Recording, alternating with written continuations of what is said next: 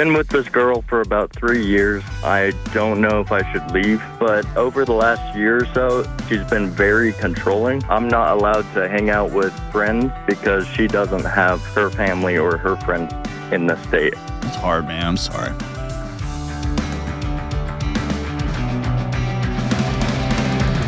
Yo, yo, yo, what's up? This is John with the Dr. John Delony Show. Show about your marriage and your mental health and parenting and relationships and just whatever's going on in your life. We're here to walk alongside you and figure it out together. If you want to be on the show, you got real things going on in your life, and you want to be, pretty brave, pretty strong, just to lay it out there for the world and what you're working through. Give me a buzz at 1-844-693-3291. And just know that whatever you're going through, other people are going through it too. And when you got the courage to come up and say, hey, this is happening to me in my life. I'm looking for some ideas and direction and wisdom on where to go next. Countless other people are going to benefit from your courage. So give me a buzz, 1-844-693-3291. Leave a message or go to johndelony.com/ask. Hey, Kelly, this past weekend, we had a wild live event. There was, 2,000, 2,500 people there. It was a madhouse.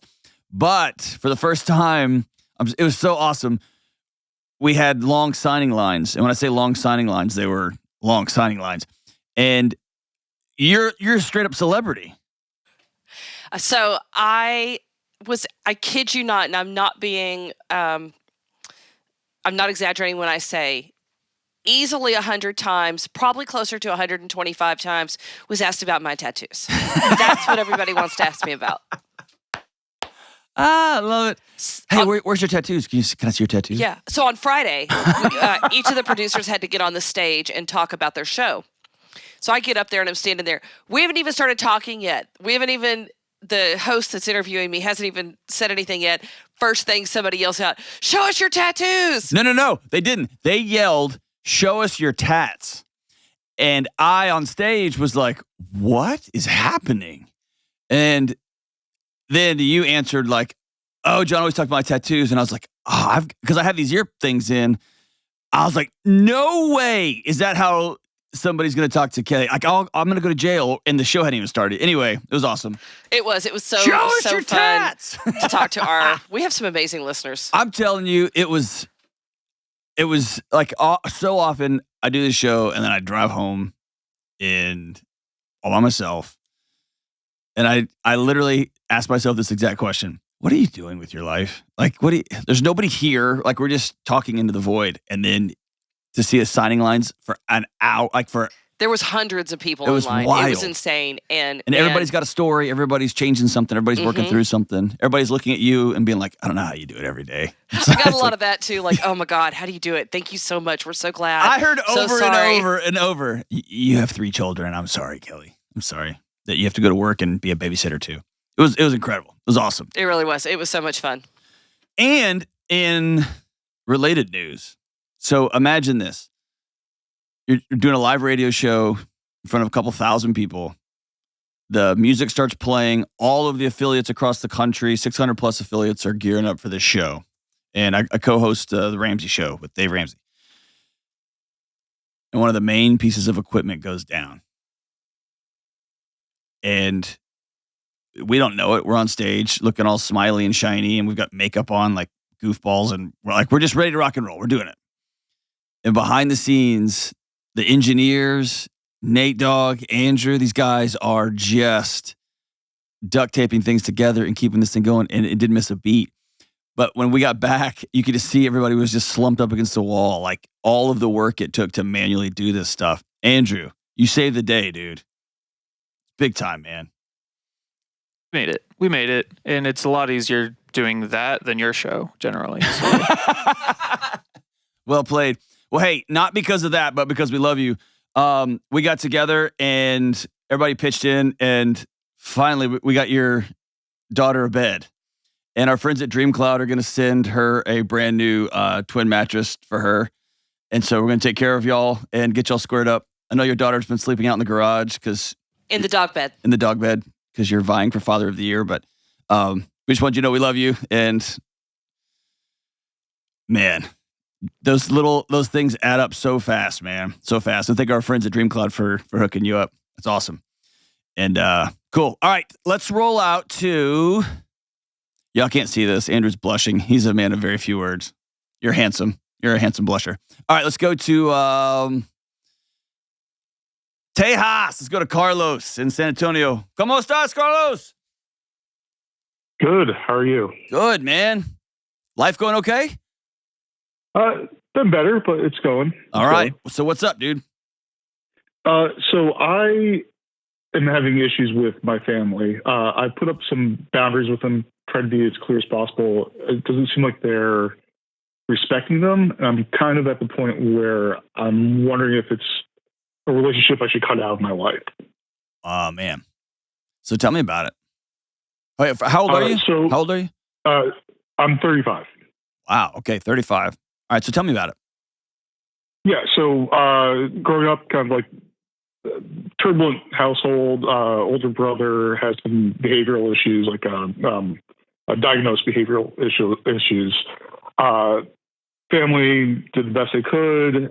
Definitely kind of like had some impact on me with like cops being called to the house constantly, yelling, kind of like turbulent household. Fast forward, college, got out of the house, took a little bit of a breather from everybody and realized that it wasn't really a healthy environment where everybody was kind of leaning on me to be the normal kind of grounding mechanism. And I was the child. Yep. I was the youngest person in the house, like good margin. Yeah. And I needed to kind of like not take that weight on. And fast forward to mid 30s now, and older brother has a kid, kind of in this weird co-parenting relationship with my parents, same turbulent activity, but with a child that I kind of see myself in. And I've asked them to kind of like leave me out of that relationship. Like I can't be their therapist to talk about how my brother treats my parents treat my brother. And also kind of seeing like the same trauma being impacted on a child that I experienced as a kid. Gotcha. So in the nerd world, we call it triangulation. Sounds like you're getting brought in as you're being used by the other two parties as fuel to the fire that they're casting at the other party, right? So your parents call you to tell you about what your brother's doing, and your brother calls you and tells you what your parents are doing. And the whole time you're watching this little child just thinking, just get at it, run, right? Yeah, and the same behavioral issues from when I was a kid. Of so course. It's like, oh, they're screaming in the house and they're fighting over. So how does this impact you? You said you put up some boundaries and your family's violating them. What does that mean? So for me, it's like, hey, I can't be your therapist. I don't want to have every conversation we have be about this. And every time that we get together, it's, oh, why can't you be more involved with us as a family? It's well, because it's toxic, and I don't really want to go back to where I was when I was 12. Right. Are you married? Do you have kids? No. Okay. No. So I guess the question I'd want to ask you, man, if we were sitting there in San Antonio sharing a meal, I would just want to know at 35, why are you still letting your parents have any influence in your life whatsoever at all? It's more either I have a relationship with them or don't, and But it's accept that. You've been propping up them emotionally for your whole life. And so they don't want a relationship with you. They want to extract and use you. And so it's not you that's giving up this relationship. It's you that keeps going into this predatory. They're trying to take your soul like a Harry Potter dementor. It's just not a matter of keeping up the relationship. They have ended that part. What you have to decide is, do I want to keep showing up in some sort of facade, in some sort of mirage where we're all in the same room together, even though I'm not even here, because my 12-year-old self recognizes this toxicity and we're just disassociated. We checked out. And then I got to roll my eyes when dad starts complaining about brother. And then I got to stare at the floor when brother starts complaining about mom. You see what I'm saying? This isn't a relationship. then I guess like the second question is like, how do I kind of like come to terms with like letting go of that? It really, what I'd hoped for. It really, really hurts. It really, really hurts. Because it shouldn't be like this. It shouldn't have been like this for a long, long time. And my guess is that you've got a level of exhaustion running underneath your machine because you've been trying to keep this thing held together for your whole life. And 12-year-olds think they can do it. By the time they get to be 35, they realize they can't, but they try anyway.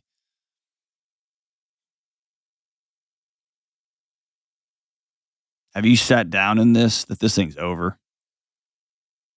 Yeah, I think I've been kind of like mourning it in a way for the past like year or so. Yeah. Here's the two big things you got to do. The first thing is you have to take care of that little boy that's still working. And you've heard me say this on the show a million times, and I'll say it a million more. That little 12-year-old boy that is still asking the question at the age of 35, why won't you just be my dad? Why won't you just be my mom? Like, why do I have to jump through so many hoops and do so much work for y'all to love me? And the kid's exhausted. And that's not his job. And so you're going to have to, at some point, whether it's you get with a therapist and go down a rabbit hole with body work and all that kind of stuff, or you sit down and for the next, 90 days, once a week, you write that kid a letter. Just say, "Dear 12-year-old Carlos, remember that time, fill in the blank, and then brother came home high and dad hit you? That wasn't your fault. That's because dad didn't know what he was doing with brother, and brother was out of control. And I'm so sorry that no one was there to protect you." Then the next week, "Dear Carlos, remember that time? I want you to know. When you become 35, things are going to be different." And then that's the first part of this thing. The second part of this thing, I think, is equally, if not more challenging, is you're going to have to find new adult relationships to plug into because you cannot do life by yourself. And that's the worst, man. Are you a pretty lonely guy? No, I've got a pretty strong friend group, but like chosen family. There you go. I would even suggest marking that some sort of event. When I say event, I don't mean like renting out a stadium or something, not the Alamo Dome, but I mean like having people over and saying like, henceforth, y'all are my family. And looking people in the eye and saying, I'm going to call you at 2 a.m. when things get sideways. And when I start dating somebody, I'm going to call you. And when I get scared about my future, I'm going to call you, right? Just go around the room. But you'll have something that you can go back and mark as the moment. What's your biggest fear about just stopping to return phone calls? Also just losing that relationship. It's the only one I've had my entire life. Yeah. Can you objectively see they left you? Yeah. And just how unhealthy it's been. Yeah. For whatever it's worth, Carlos, you're worth relationships that you can pour into, and there's not a bunch of holes in the bottom of the pitcher. And you're worth relationships that people pour into you,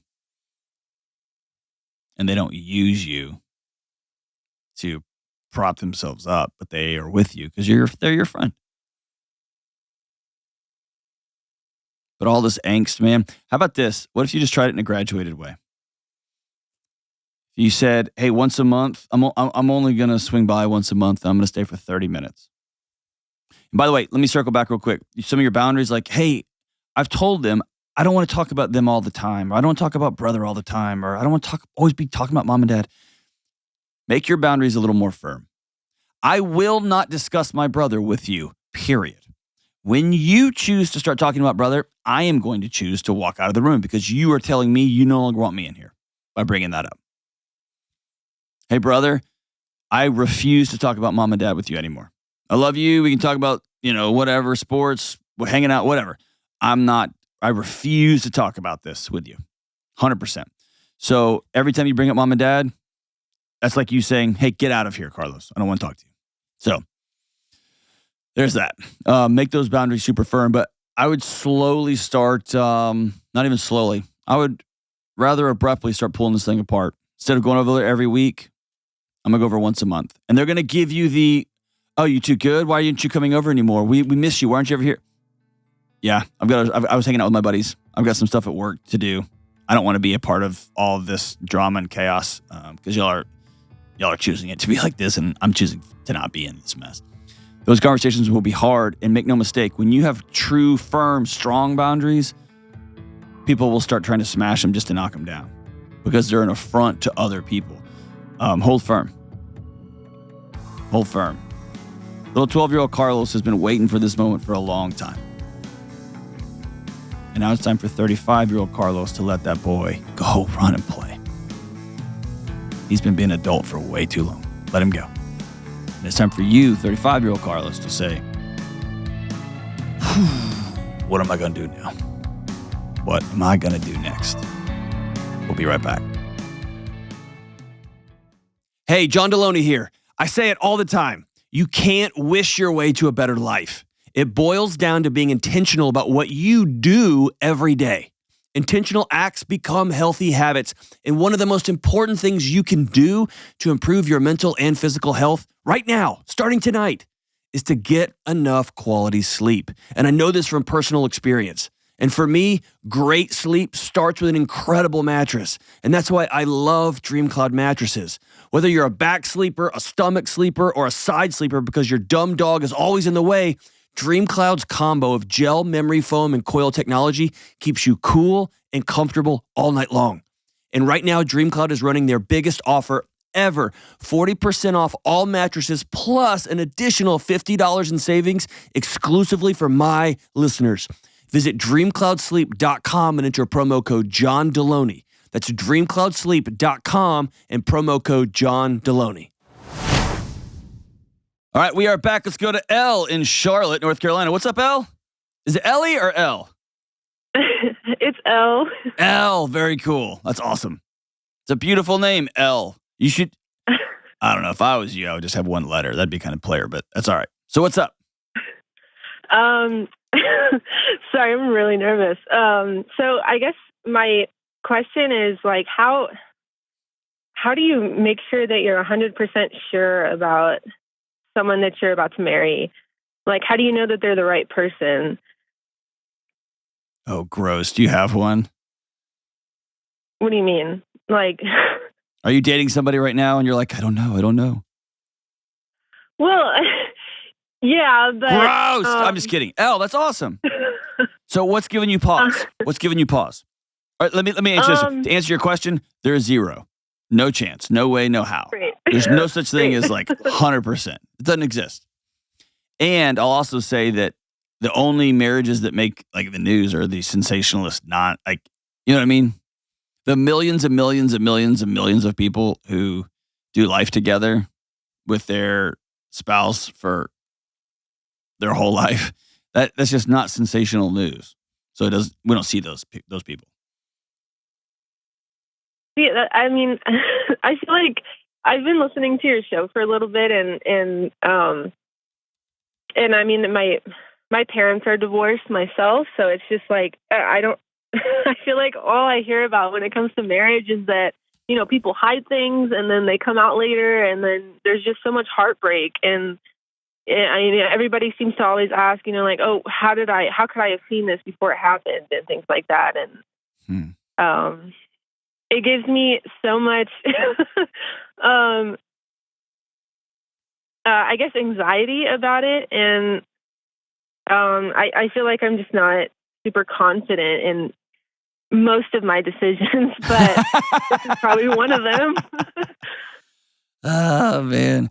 The fact that you are cautious about making big decisions tells me that you're very, very wise. Very really? wise. Yes.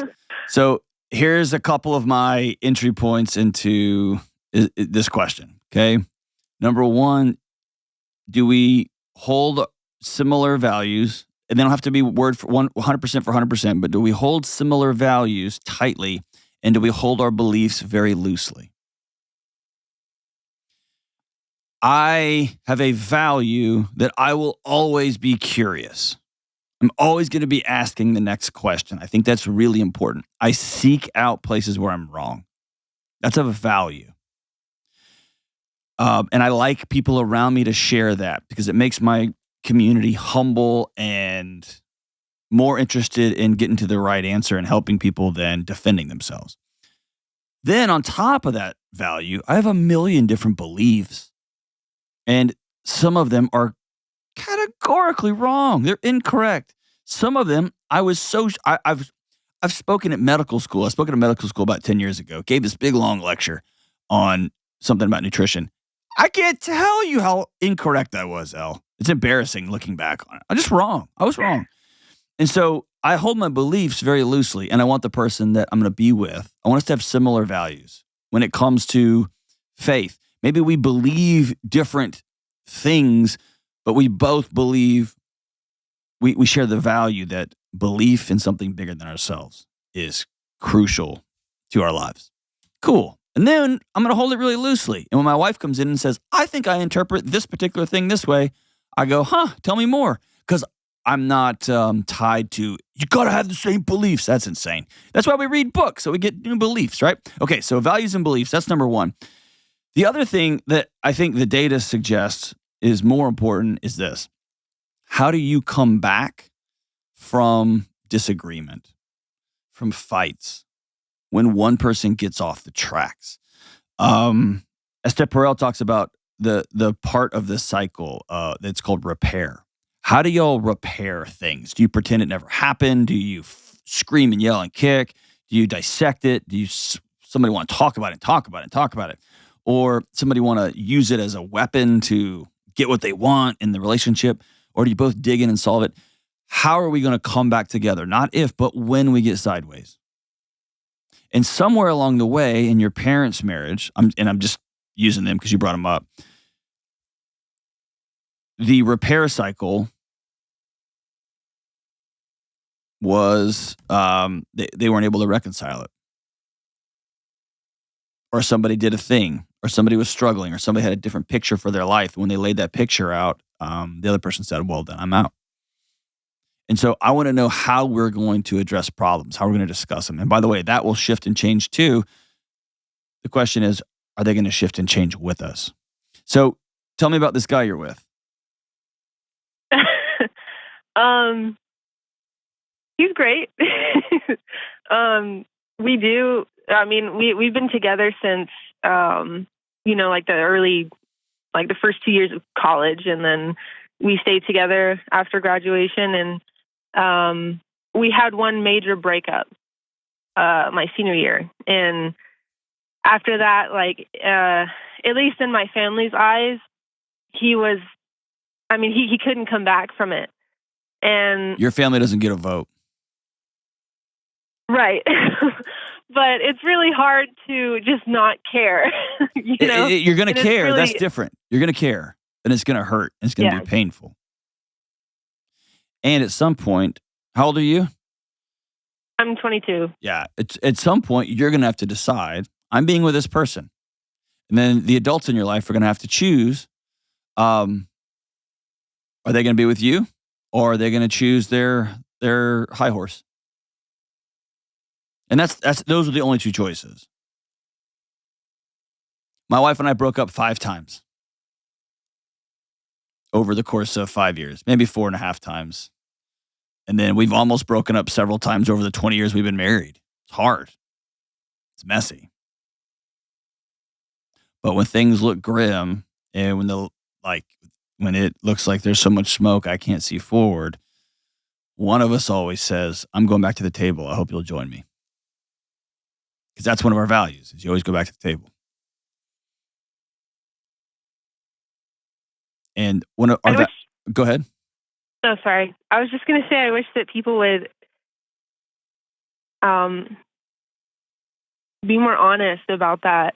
aspect of relationships, because we do, I mean, it's gotten better, but we do tend to bicker a lot, and, you know, we have disagreements and we get pretty upset. But, you know, people, since we've been together, have always told us, like, oh, you know, this, you shouldn't be together. I mean, it just shouldn't be that way. And I mean, it's discouraging, and it makes me have the impression that, you know, your relationship is always supposed to be perfect, and, you know, you're not supposed to fight ever.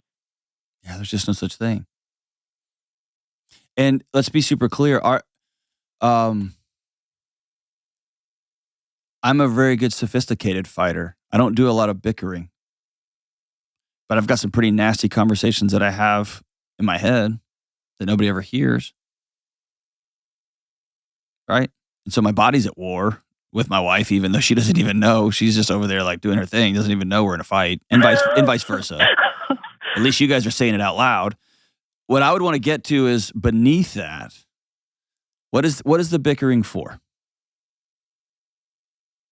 Well, currently we're long distance. Okay. And that's been pretty tough because very, very hard. It's just hard to, you know, like communicate wants and needs, and, you know, I think insecurities can roll in. And are you kidding me? They come in like a military invasion. Yes. So how long are y'all planning on doing this long distance? Hopefully not much longer. Make a choice. So well, he's active duty, so he needs to finish school before he can move with me. But that's going to be another like few months. There you go, talking all tough, and you're like, "Well, he's active duty," and so I'm super wrong. See, there I am. I'm wrong again. Here's the hardest part about a relationship. Okay, I think the hardest part is it only works if you go all in. A marriage only works if you go all in. And if you go all in, you can get hurt really, really bad. But if you try to hedge your bet, you try to put 1 foot in, 1 foot out, all your feet, both feet in, but just a few toes out, it's going to fail. It'll fail every time. You got to go, or it may not fail spectacularly in some big catastrophic implosion, but you'll end up like millions and millions and millions of people across our country where you're just roommates. You're good co-managers of your house, but you're not in a relation. You're not all in. Y'all sleep together twice a month. I mean, it's whatever, but you're not all in. So the greatest advice I could give you is, if you're going to go all in. Pack up and move. Like, to quote the great Good Will Hunting, go see about a girl. Go see about a guy. Go all in. And just know the only way this thing works is by going all in. And man, you are opening yourself up for a heartache that is unfathomably painful. And relationships ultimately become me looking across the table at my wife in the eyes and saying, I'm going to give you everything. Please don't hurt me. I'm going to tell you everything. Please don't use it against me. I'm going to show you my soul. Please see it and love me anyway. And she says the same thing back. And Elle, just saying that out loud is scary. Hearing that, is that scary? Yeah. That's it. So are you in? I would like to ideally say that I am. It's just, I'm scared. I'm scared also of like just being alone in the end if it doesn't work out, because you're alone right now. A lot of times. You're alone right now. You're alone with somebody right next to you. What does that mean? That means you're living parallel lives with somebody who's become a little bit more than a figment of your imagination, because y'all are doing this thing long distance. And you're insecure and you're doubtful and you're unanchored. And he is too. And so this idea, like, I'm just going to end up alone, people sacrifice deep love for partnership, for somebody sitting on like next to you, for proximity.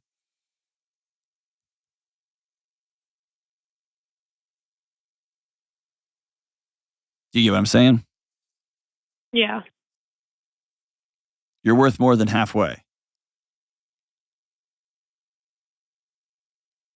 And he is too, quite frankly.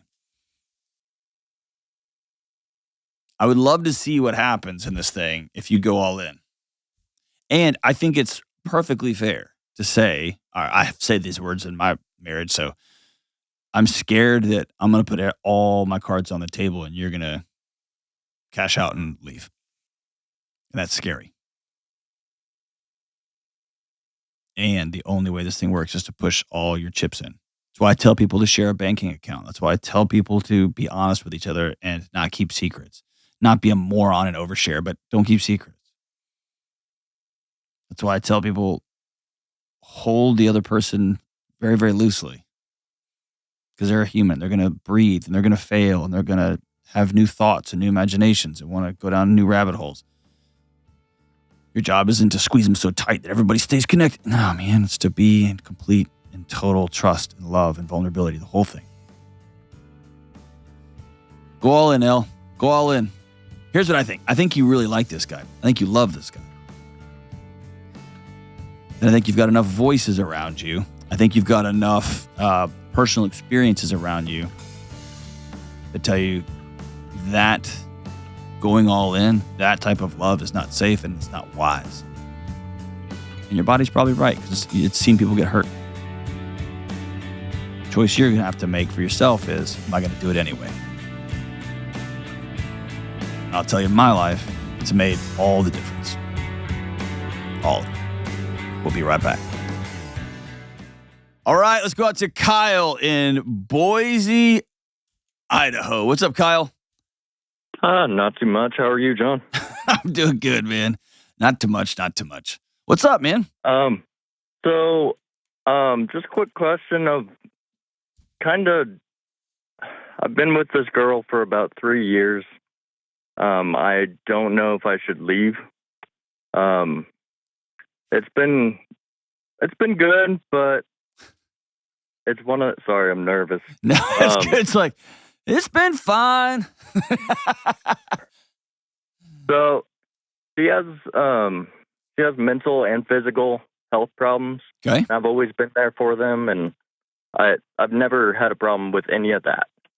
But over the last year or so, she's been very controlling to a point where I'm not allowed to go see my family until she can see her family. And both of our families live in different states. So it's kind of hard to see either one of them.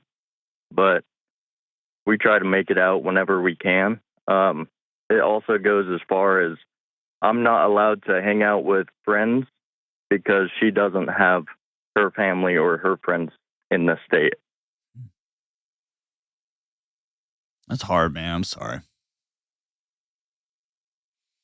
Are y'all married? We are not. Okay. We've been dating for 3 years. Okay. The easy, flippant answer for me is this. The purpose of dating is to get to know somebody and get to practice safety and get to practice compatibility, and get to practice intimacy. And over the last 36 months, you have come to realize, I don't want this life. Mm-hmm. I don't want somebody who, A, is going to be so utterly controlling in a way that makes no logical or rational sense, right? This is different if you call me and be like, I just want to go to the bar, dude. I only go 4 nights a week and she wants me home with her. I would say you're a moron, right? That's not the case here. Right. This is power and control. The other side of the coin here is if you got somebody who you love, who's struggling with mental health issues and physical issues and is not doing everything they can in their power to go get well, to do the things they need to do to be whole. Okay. Then they're ultimately making a choice for the type of relationship they want to have. So let me take anxiety, for example. I'm never going to blame anybody for having anxiety. That's your body's response. It's trying to take care of you, right? And Right. anxiety looks like all different kinds of things to all different kind of people. But I will hold you accountable for going to get the help you need. See what I'm saying? And so, Yeah. if I step back and I'm pretty, this will sound really cold, okay? But if I step back, Okay. you're in a relationship with somebody who doesn't appear to be interested in doing the hard work to be as well as possible, and who is more interested in slowly exerting more and more power and control over the one person in her geographical area that's trying to love her and take care of her. Right. So, what does it look like if you broke up? So Let's do that thought experiment. added on to that, I don't want to be morbid about this by any means, but we have the only loan I have and that I'm trying to get rid of, but we have an auto loan in both of our names. How much? I am primary on it. How much is it? $30,000. Sell the car, dude. But my thing is, she doesn't want to sell it. That's another thing that we disagree about is our spending. But I want to sell it. I want to get, basically, I'm all in on the Ramsey thing where I want to get out of debt. I don't like owing people money in general. I don't either. So, yeah. So here's the thing, man. Don't let, this is to quote Jocko, this is a non-factor. Okay. Give her the car and pay it off. And to quote Dave Ramsey, it's just a $30,000 stupid tax. Oh man, I got an auto loan with a girlfriend. That was dumb. Right. And I put both of our name on the title. That was dumb. That's all right. $30,000. Okay. It's less expensive than a divorce 3 years from now. True. Right. Ultimately, here's the deal. I'm not going to tell you to leave. I'm not going to tell you to break up. I'm not going to tell you to do any of those things. What I am going to tell you is you get to decide what your life looks like. Right. And you get to decide beyond what it looks like in terms of the size of the house or size of car, something like that. You get to decide the warmth and the air inside of your home. Is it electric and charged and chaotic, or is coming home a place of peace? Both you and the person you marry get to choose that. And we get so lost with our diagnostics and our thises, and I've got this and this happened to me. Cool. I get to walk in my front door and decide how this place is going to be. And I'm going to work every plan I can come up with. I'm going to do everything I can to create that space. And then you look at the person you're thinking about marrying and saying, will you create that space with me? And the hard part is what you're telling me is she has said, no, I'm good. I'm going to do what I want to do when I want to do it. And by the way, so are freaking you. You are too. A little bit. or a lot. You saying that, it makes me think I do come home and have to walk on eggshells a lot of my days after. It's your house. So it's your house. I wish more people would reverse engineer their life in that way. Because not owing anybody any money, that's a big deal for me. That sets off a lot of childhood triggers with money issues growing up. Not owing anybody any money, when I walk in the front door, there's never going to be a bill on my kitchen table that sends me off into the woods, right? This sends that my 10-year-old self has to come out and try to sword fight and defend for me. It's never going to be there. I don't owe anybody money. And so for me, the reason I don't owe anybody any money is so I can walk in my house and drop my shoulders. I'm home. The reason I go to marriage counseling, the reason I go to counseling, the reason I am constantly trying to become a better dad is I want to walk home and I can't wait to meet my kids, because my wife and I have worked really hard to create an environment where we like our kids and they like being around us, right? You see what I'm saying? All this comes back to, I just want to walk in and drop my shoulders. And I can do that in a 1,400 square foot house, or I can do that in a 2,500 square foot house or whatever. Like the particulars for me matter less than I just want to solve for peace, and I want to solve for freedom, and I want to solve for the same with clutter, that same stuff with crazy filled calendars. All that stuff works together. And so ask yourself, after 3 years of being together, like, she seems to be pretty clear on the kind of life she wants to have, which is whatever she wants, whenever she wants it. Okay. Come hell or high water, come anxiety, come stress, come frustration, come fights, come a sad, frustrated spouse. None of that matters. I get what I want when I want it. Mm-hmm. I'm just telling you, brother, you are worth peace. Thank you. And now it's just up to you, man. I know I'm being cavalier here and almost clinical. It's kind of cold. I understand how hard the decisions you have to make moving forward are. I get that. Very, very tough. Very tough. It's not like you're just going to waltz in today and be like, all right, we're breaking up. You have a great one. I know it's way more complex than that. And it's way, way more complex. So I'm not going to tell you to go do that. What I'm going to tell you is seek peace. Seek freedom. Seek a life when after you're out slaying dragons all day and you're working your butt off at your job, trying to navigate this wackadoo culture we have. I got one safe place. And then you look at that person you're going to marry and say, will you create a safe place with me? And now you're talking. That's legacy changing, my friend. Thanks for the call, Kyle. We'll be right back. It seems so easy, but most of us way undervalue real, genuine relationships. Our friendships, our marriages. We don't know what we're doing, and instead of diving into the mess, we accept shallowness and distraction, and we wallpaper over our loneliness. So let me say this boldly. You cannot be well alone. You've got to get connected to real-life people and have deep, powerful relationships. I'm talking about relationships where you can be honest, where you can open up, where you can share hard things, and you each know that you'll still show up for each other. And in my new book, Own Your Past, Change Your Future, we'll walk through a not-so-complicated approach to relationships, mental health, and wellness, and getting connected is a key part of that. That's why you'll learn shallowness and loneliness are so dangerous, and more importantly, you'll learn how to create meaningful relationships in your life moving forward. There is no good app to help adults find friendships, but this book can help. Go to johndelony.com to take the next step towards wellness. That's Own Your Past, Change Your Future at johndelony.com. All right. Hey, that wraps up the show. And we're not doing lyrics today. We're going to do something a little bit